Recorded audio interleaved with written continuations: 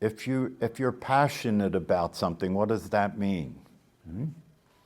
If you have a passion for something, what does that mean? I thought it meant breathing heavy.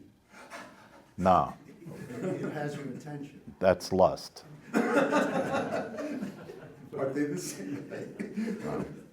Now, if you're passionate, if you're passionate about something, think of something that's very, very important to you in your life. It holds your attention. Yeah. If you're passionate about it, it means that you have a heartfelt sense of interest. It's called sincerity or earnestness, right? And if you're passionate about something, it means that you feel called to be involved with it. You feel called to participate with it. And the thing about these teachings and practices is that there comes a time, if you're sincere enough and earnest enough, and if you catch on to what this points to, if you catch on to what the possibility is, there comes a time when it occurs to you that this is the most important thing in your life. And when this occurs to you that way, then you can have passion. Then you're passionate about it.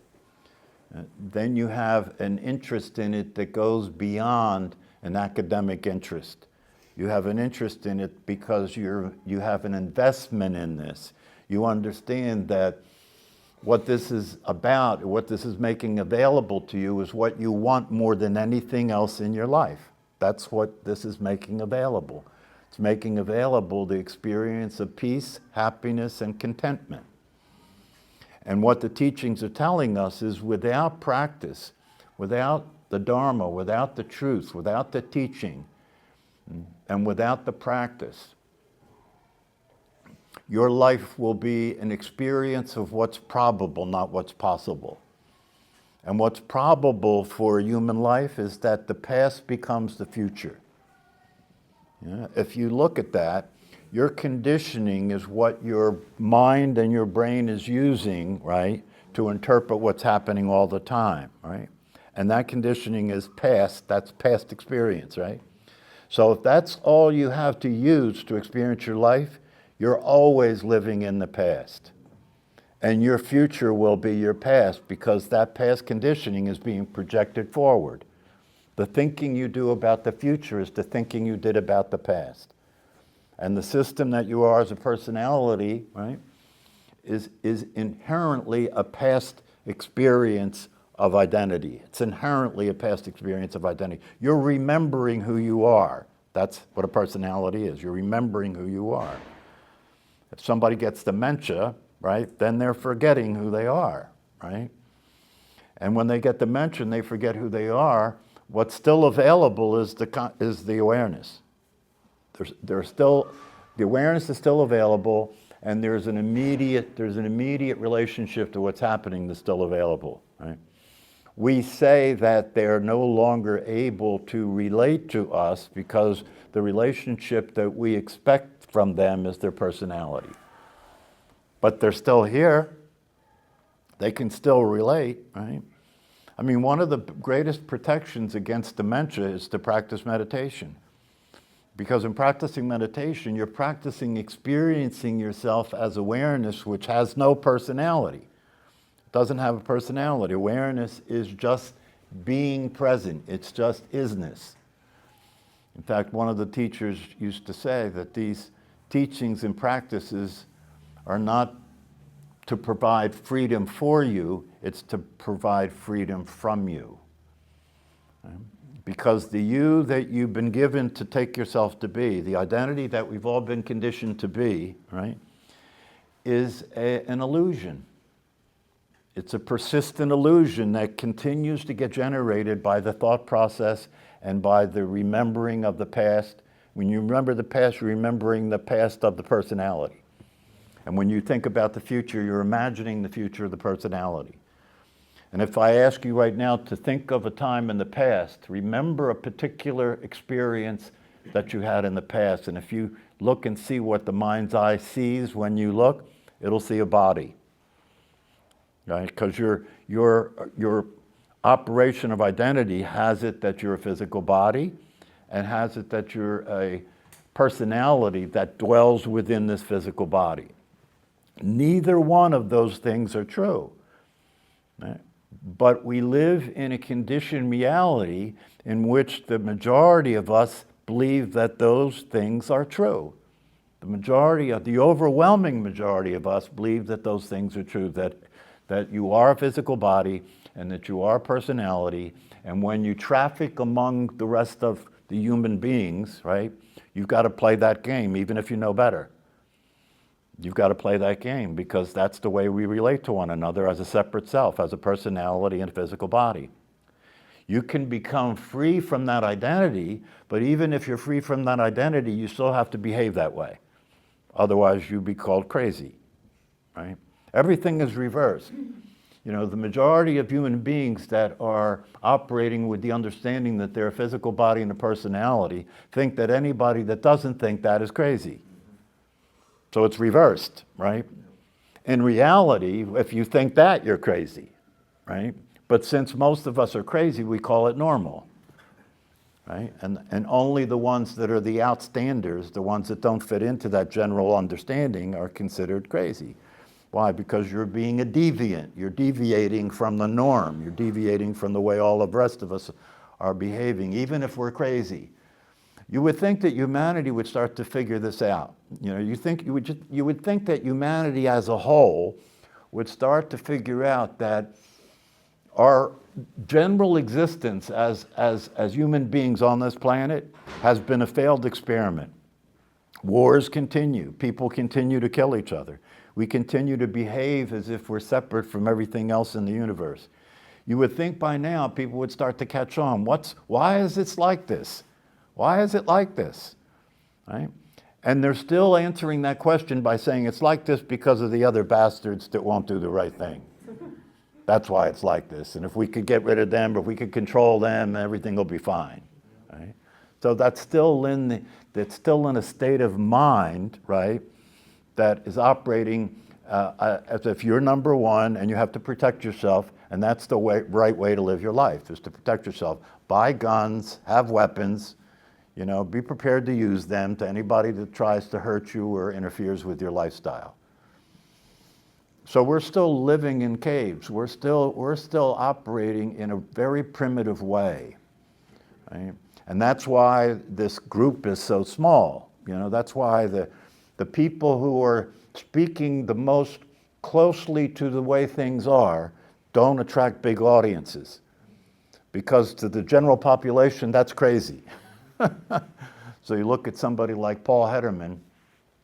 Paul Hederman, I think, is a very clear speaker when it comes to non-duality, you know, and he's speaking directly from his own experience of waking up, right? And he has these meetings, these live meetings on Zoom every week, right, without fail. He's been doing it for like 25 years now, right? And yet, when you look at the meeting, there's almost never more than 10 or 12 people there. Never more than 20.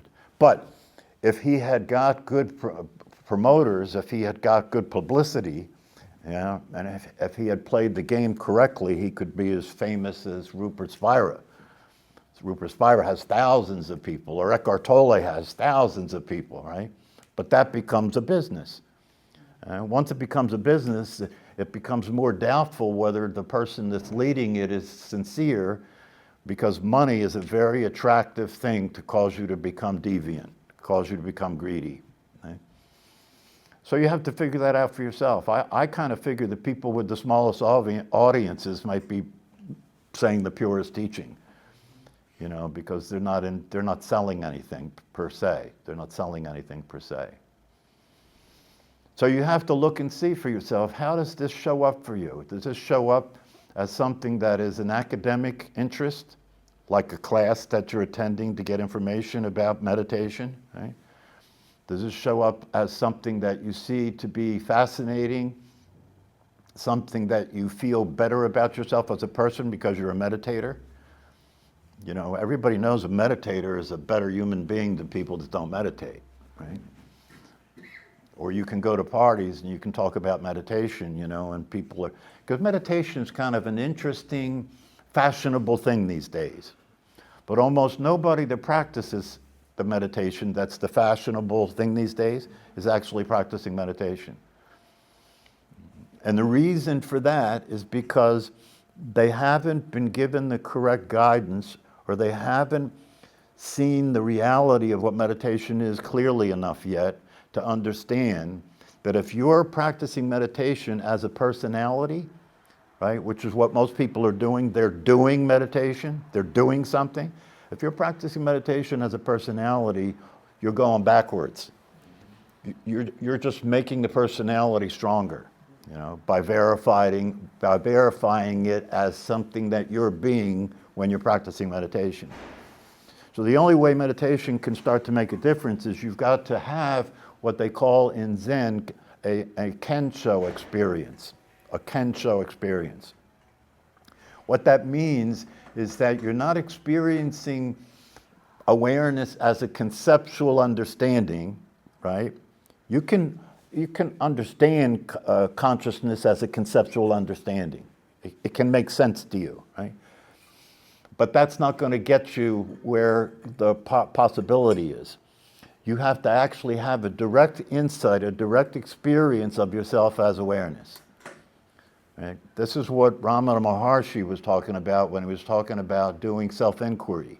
Self-inquiry is a practice that you do that will present you with the possibility and the opportunity of having a direct experience of yourself as awareness.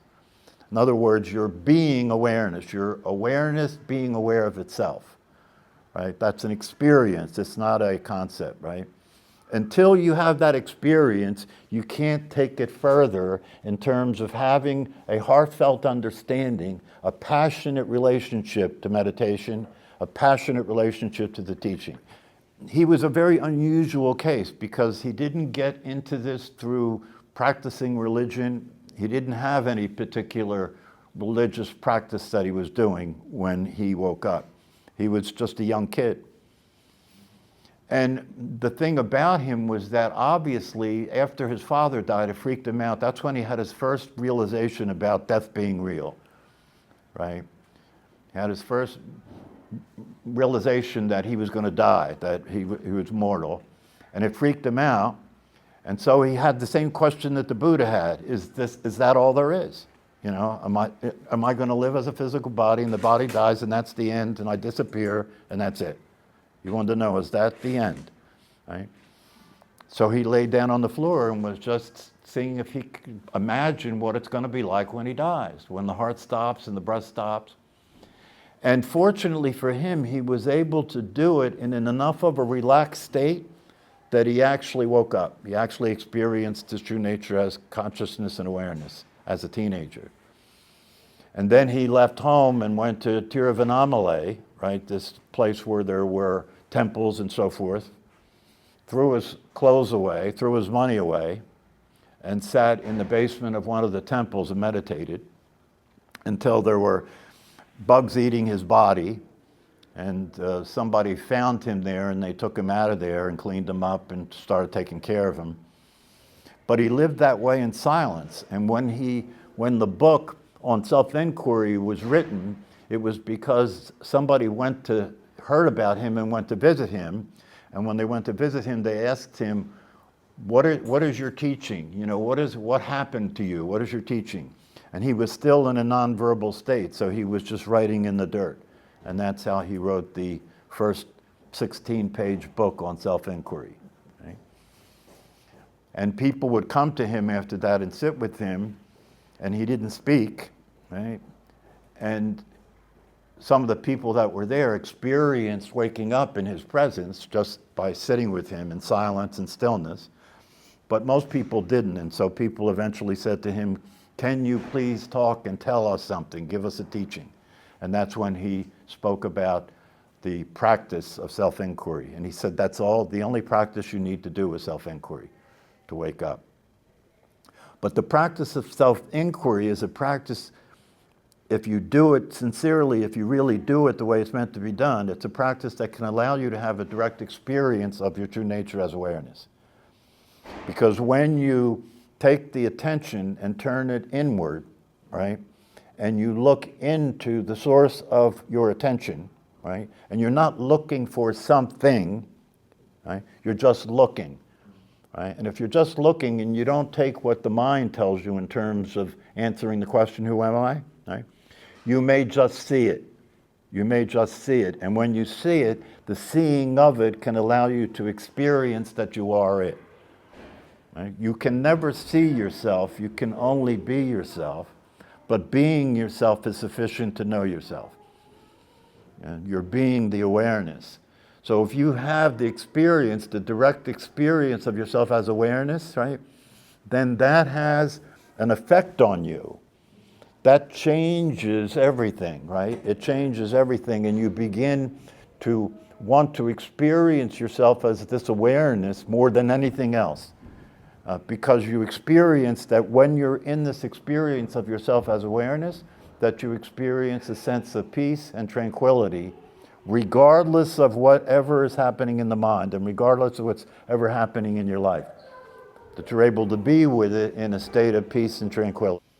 He was experiencing himself the way they speak about it in the teachings in the East, Satchidananda.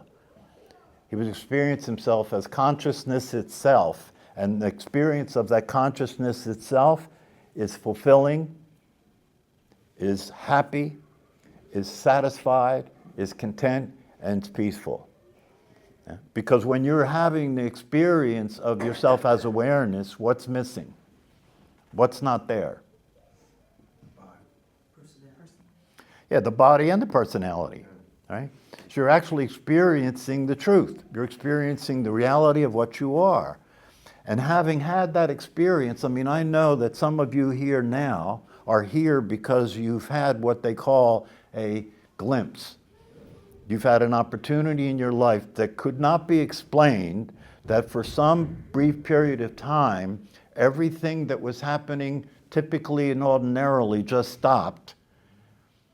And without knowing why or what happened, you start to experience this sense that everything is perfect just as it is. Everything is perfect as it is. I'm completely satisfied. I'm completely in a tranquil, peaceful state, and I'm enjoying my existence. And then the mind comes back in, right? Once you have that experience, you had a taste of what it's like to be you. You've had a taste of what it's like to be what you actually are, right? And that motivates you now to want to practice what it'll take to calm the mind down enough and to relax the body enough for that to come through again. That's what you're doing. You're practicing in meditation. It's very important to understand that a lot of people, the biggest mistake that people make is to think that you're going to achieve the experience of your true nature, that you're going to become what you are. That's the biggest mistake. And that mistake is had because the personality relates to the existence of awareness, right, as an expression of itself. The personality relates to the existence of awareness as an expression of itself. Therefore, it's going to realize its true nature, right? That will never happen. That will automatically be the way the personality relates to the teaching, but it can't possibly happen because the essence of the teaching is that the personality isn't real. That has to be clear. That has to be clear that you're living the life of an unreal entity that in Buddhism they call a ghost, okay? A ghost that can never be satisfied, right? A hungry ghost, right? And that will be the life that you will live until the body drops. Because if you are confused enough that you are taking the thought process to be an expression of you, that you're the thinker of the thoughts, if you're confused enough to take the thought process to be an expression of you, then you're going to believe your thoughts, and your thoughts are going to present you with beliefs that are not true. And you'll try to live your life consistent with what you believe to be true. And you will fail to do that, right? So the passion that becomes available when you have the recognition that without being awake, my life is a waste of time. Without being awake, my life is a dream. It's not real. It's a dream. It's a dream because the mind is projecting a conditioned view of reality, right? And that's taken to be what is real, right? And because it's taken to be what it's real, you're living at the effect of the projection of your mind.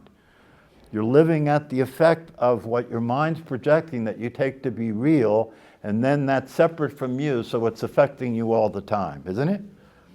Yeah, the environment is affecting you all the time. If you ask yourself with brutal honesty, what is the source of my suffering and what is the source of my well-being? The answer is going to be circumstances. Isn't it? I mean, if you actually look and see, what's determining what kind of day you're having?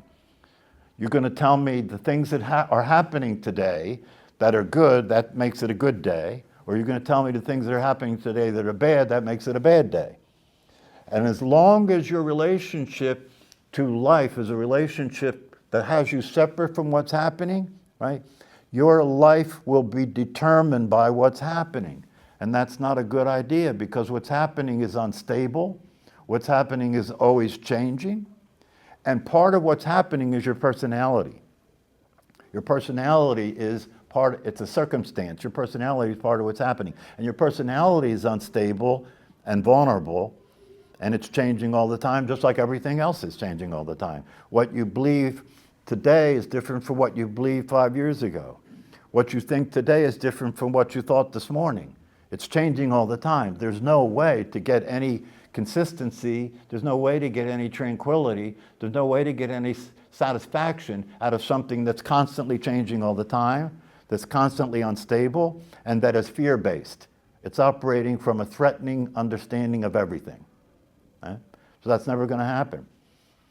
On the other hand, if you begin to experience your true nature as awareness, and the quality, the nature of that awareness is that it never changes. It never changes. It's always exactly the same, right? It's unlimited. It's unlimited, and it has wisdom. It sees things clearly, and it sees things as they are.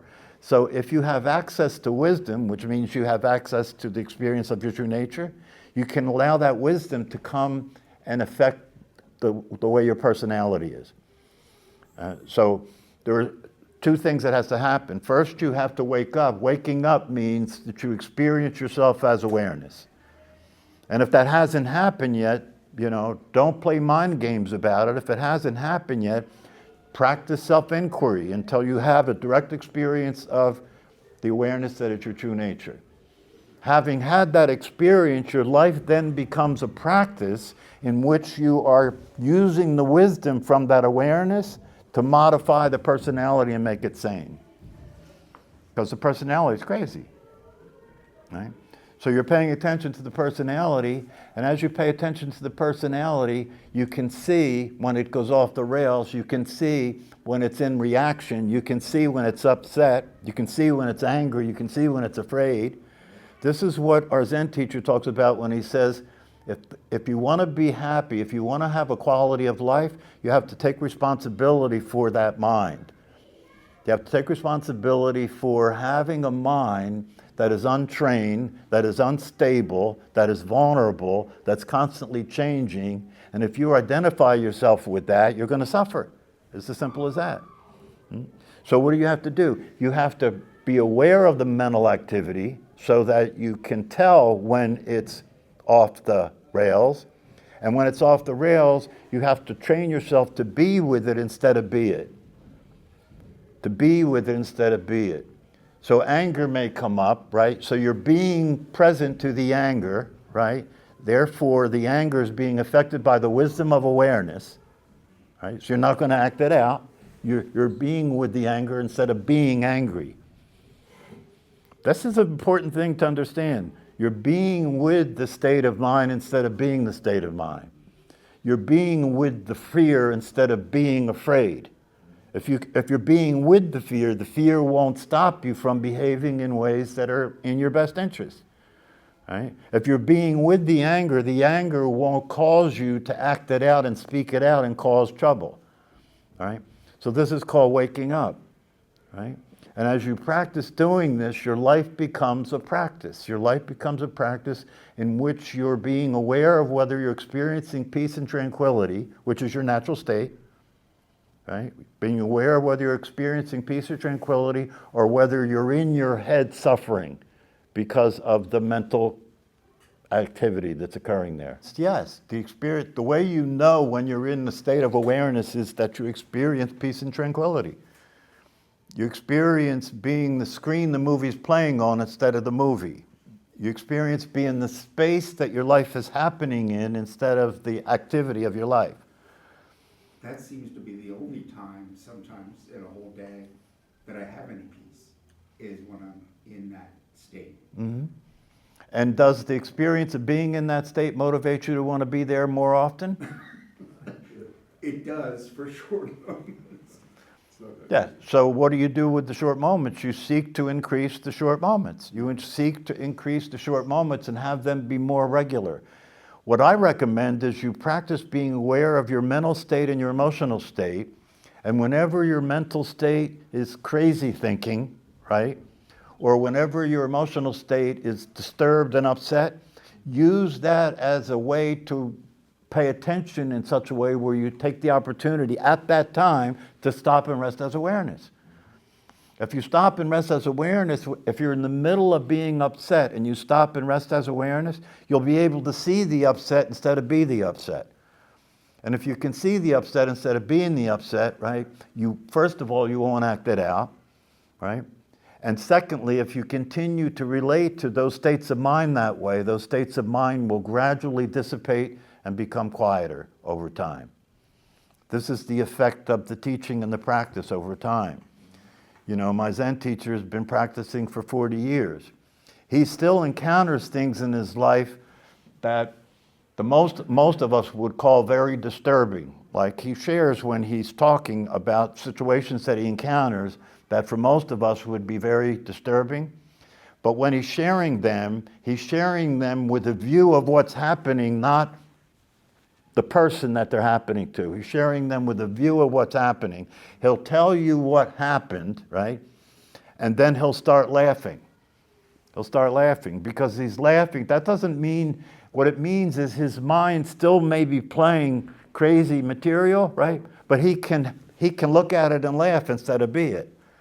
That's the result of years of practice and years of study, right?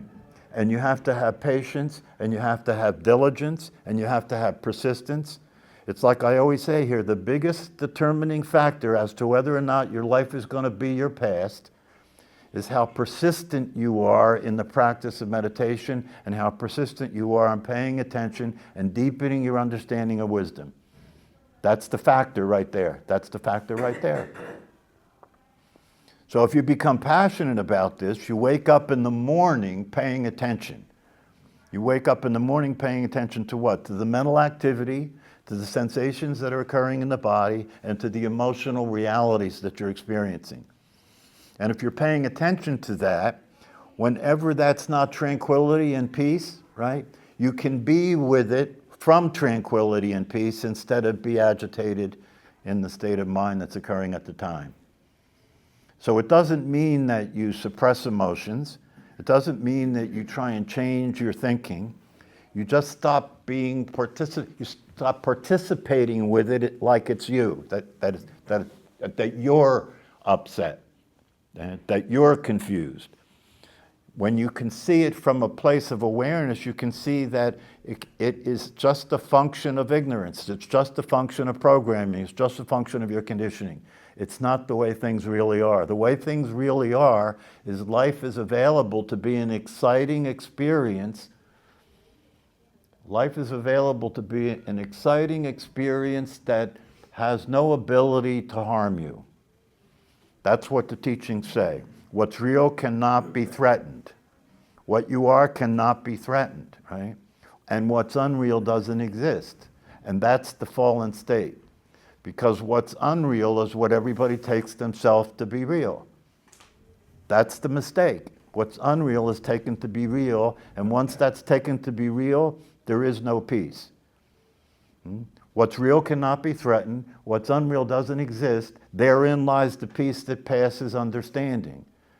But the second part of that, for most people, isn't that way. It's not that what's unreal doesn't exist. It's what's unreal does exist, and I take it to be what I am.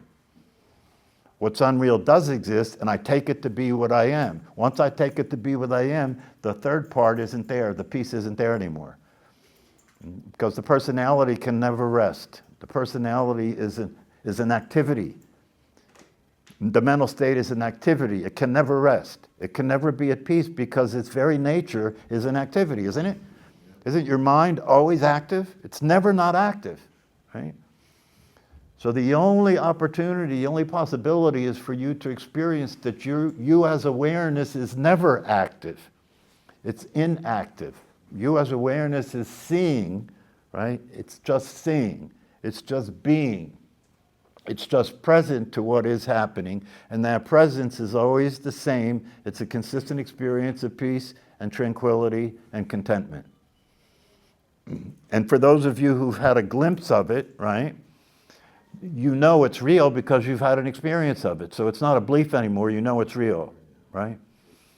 And the thing about having a glimpse of it is that the glimpse of it is kind of a pure state in which the personality or the mechanisms in your mind that are generating the personality, right, just stop for a brief period of time, right? So you can experience who you are without that, right? The greatest experience you will ever have is your own absence.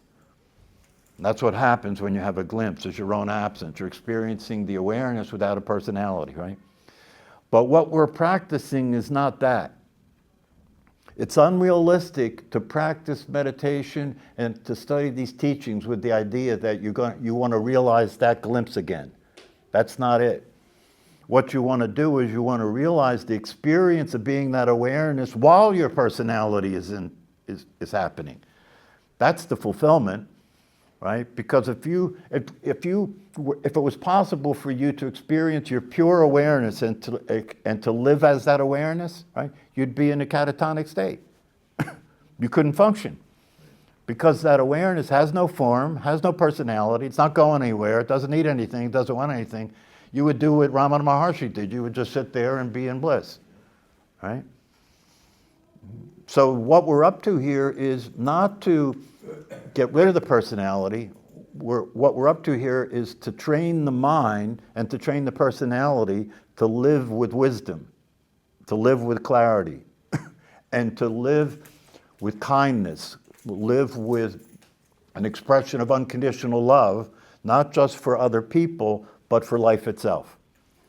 Because if you're clear about your true nature, you're always only experiencing that. If you're clear about your true nature, you're always only experiencing that. Everything is consciousness. Everything is consciousness that is a manifestation of awareness in form. That's all it is. It's a manifestation of awareness in form. Another way of saying the same thing is everything is you. If everything is you, right? If everything is you, would it make sense to resist and struggle with everything? You're resisting yourself. You're struggling with yourself, right? Yeah. When you're teaching, when you're in a position where you're teaching these teachings to people, the experience you have is that you're talking to yourself. Because everybody in this room is me. I'm just talking to myself here. I'm not talking to your personality. That'd be a waste of both of our time. You understand? If I'm talking to your personality and I'm being a personality talking to your personality, that's two ghosts.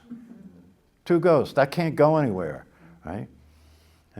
So when you are in an awake state, when you're experiencing your true nature, when you're being with other people, you're always only being with yourself. Unless you get confused and take them to be a personality or take yourself to be a personality. And if you're not confused and you're seeing things as they are when you're with other people, the only thing you're interested in doing with them is experiencing affinity or love or being peaceful with them. Right? And it doesn't necessarily have to require that both people in a relationship are awake. One person is all it takes. Yeah, because if one person is awake, they will stop interacting with the other person as if they're a personality, and that'll create the space for the other person to start to see things as they are. It's as simple as that.